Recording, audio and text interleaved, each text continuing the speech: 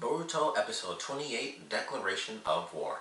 Now this episode I thought was pretty cool. We got some interesting combat. It was actually, oddly enough, it was like the perfect balance of combat and dialogue, because the whole episode pretty much was, it's Boruto and Kagura, and the two of them are together in like the little training area where everyone was a few episodes back, and then Shizuma comes in and it's just a fight like the whole way through, and then he actually brings in some people. We find out that he is actually related to Kisame because he has the last name Hoshigaki, which I heard that was a thing because there's like a video when Shizuma like first met Boruto and the rest of the guys, and they're like in that alley, and it said that they were attacked by like Kisame's like grandson and stuff, and I was like, well, that doesn't make any sense.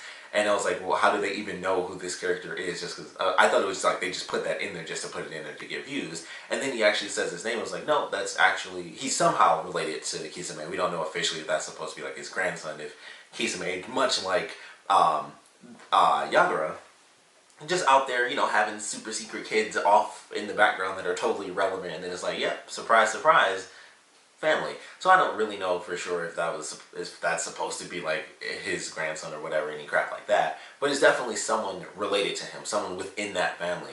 And I don't know if we'll get to see that, if he does officially say like that was my grandfather or father, because Kisame wasn't exactly, well, I don't think he was that old. I mean, he was like, I want to say he was around the same age as Itachi. I believe he was a little bit older. But it was interesting. I was like, okay, so he is officially a part of the Hoshigaki clan. And, you know, he's doing like the shark thing, he gets the gills and stuff like that. But it was a cool episode. Like I said, we got some backstory stuff, but it wasn't like a huge surprise. There was really nothing new added. It was just like, okay, the biggest thing we got really is that the reason Shizuma knows Kagura is because Kagura was a student and Shizuma was one of the teachers. And that's pretty much it.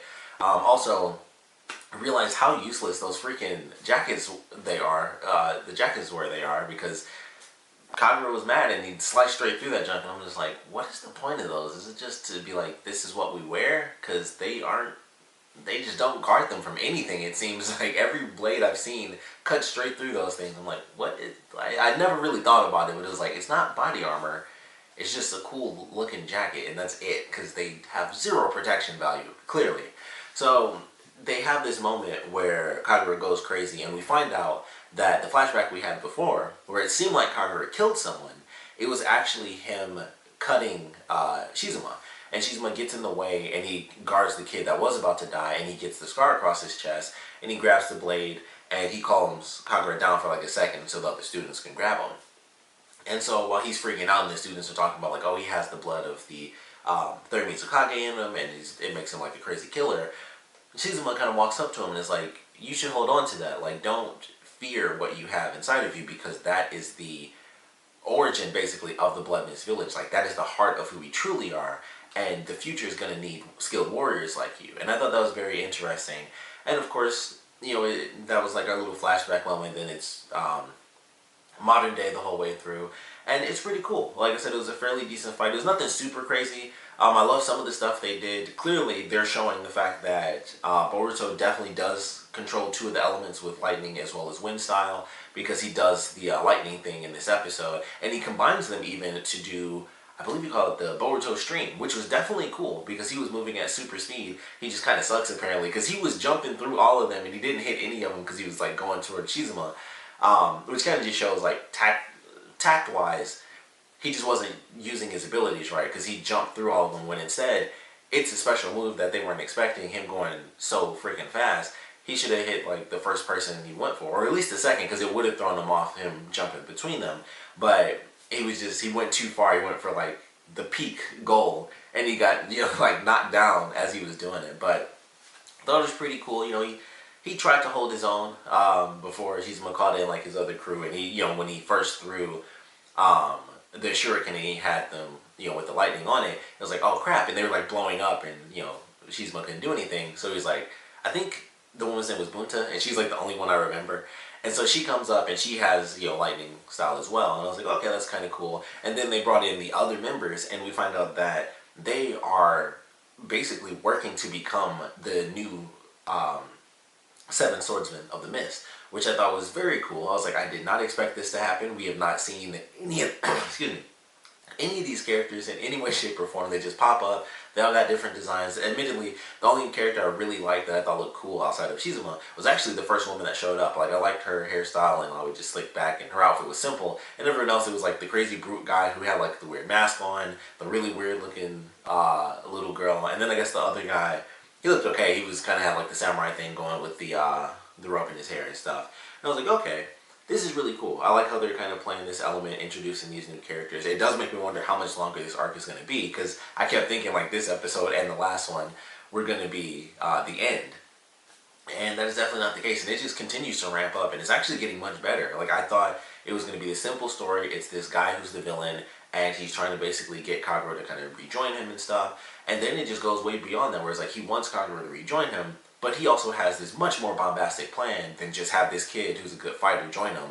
But it's also to have him and the rest of his allies become the new swordsmen of the mist and take all the weapons and then start a whole new war, which ultimately they kind of changed up the plan for that, because initially they were going to kill Boruto, and because Kagura decided to join them, because he's basically being manipulated because he feels so horrible about what he did in the past, Shizuma is able to use that against him.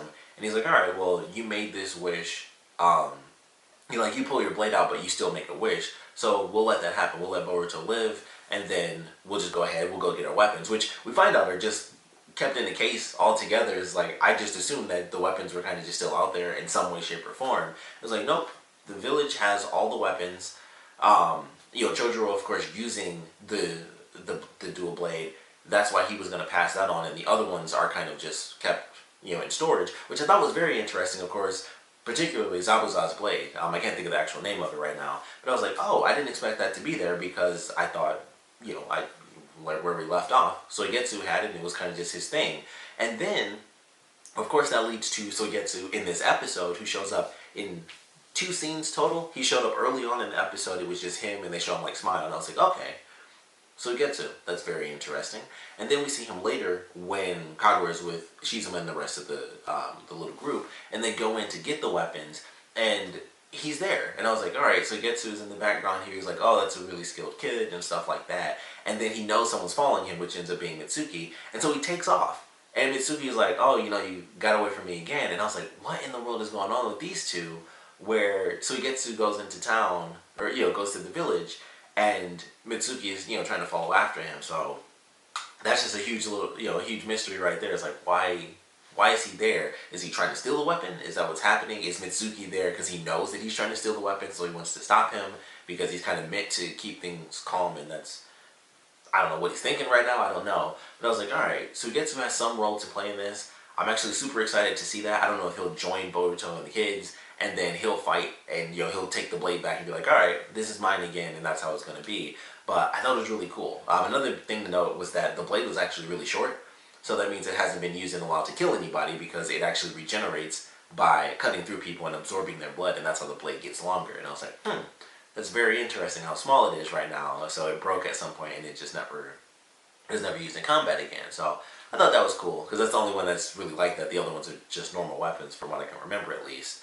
And I'm excited to see how this goes in the next episode, possibly next 2 episodes. I would assume, especially with them introducing Soigetsu, I would assume we actually do have a couple more episodes. This is the first time where I'm like, it would be crazy if they concluded in, the next episode. We have 7 people, 6, I won't even count Kagura, because, even though he's being manipulated, it would be interesting to see how that ultimately plays out. Maybe, with the clues from the opening, he will ultimately end up fighting against Boruto, even though that was like a little training thing. But maybe they will actually end up fighting, but the kids are going in naturally. Boruto's like, it just doesn't really make a lot of sense, but it's like, I'm supposed to keep things right because I'm the field trip leader and stuff. And it's just like, this is just dumb. That's his reasoning, but sure. And Satoru's like, alright, I'm supposed to keep an eye on you, so the 2 of us will go, and then the other guy who we thought or at least I thought got killed, he was just actually injured, and apparently he was almost killed because he had the bandages all around his throat. So I was like, maybe he did slit his throat, and that was supposed to be like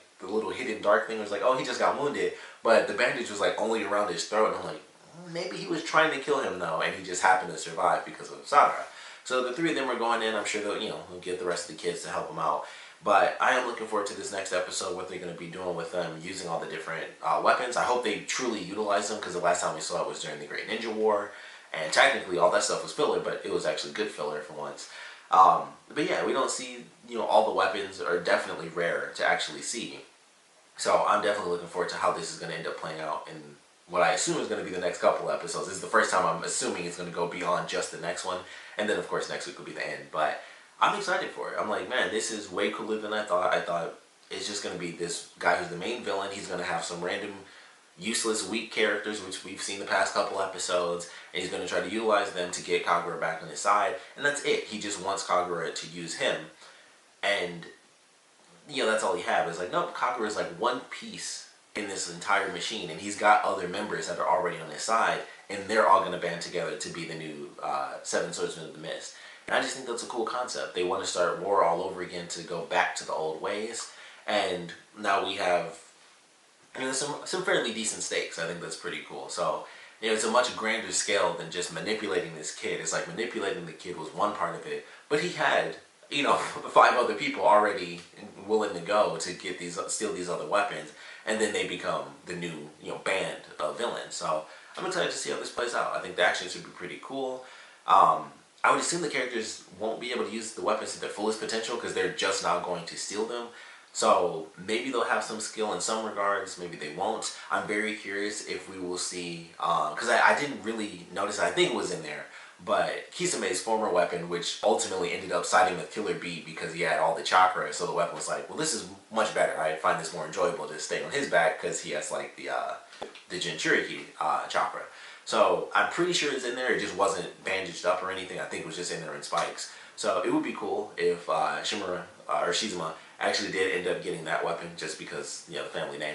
But definitely a cool episode. Like I said, the action was pretty cool. Fairly quick. It was, I guess the balance felt better when I look back on, I guess technically, it was a lot of like, I'm about to attack, but then I don't, and then they go back and forth between the talking. So I guess the action was mostly in the beginning, but it still felt like a really good balance, because it was like, alright, this is heading towards, a path that I was not expecting. Boruto just gets the crap beat out of them, and then, they take off.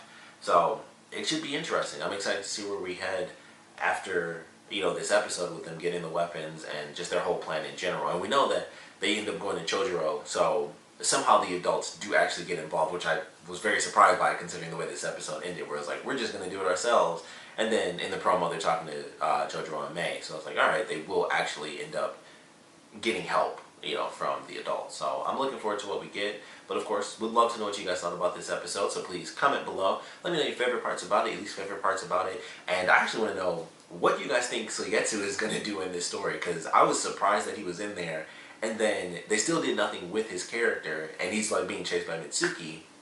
So my theory, at least, is he knew that something was going down, and he was like, alright, well, if there's going to be a boatload of chaos, maybe I'll kind of just go ahead and get my sword back, because, why not?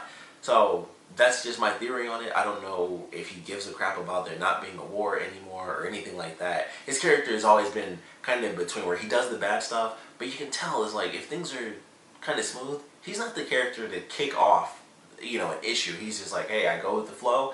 If it's us killing people, it is. If it's not, whatever. So in the middle of the chaos, I could totally see him just stealing the blade and being like, I don't want there to be a war, and I'm not going to fight for it, but I also won't fight against it. I got my sword, I'm going to head back to the hideout, so I'll see you guys later. And I feel like that's what's going to end up happening with his character, but he might have to help out and kind of utilize that to be like, hey, I helped out, maybe you can give me my sword back, because it was my brother's and then Zabuza's, so, I want it to be mine again. But I don't know, that's like my one theory I got, but I would love to know what you guys think they're going to do with his character during this story arc, why he's in the village right now and stuff like that. And of course, I want to know what you guys thought about this episode in general, so please comment below, let me know, and thanks for watching.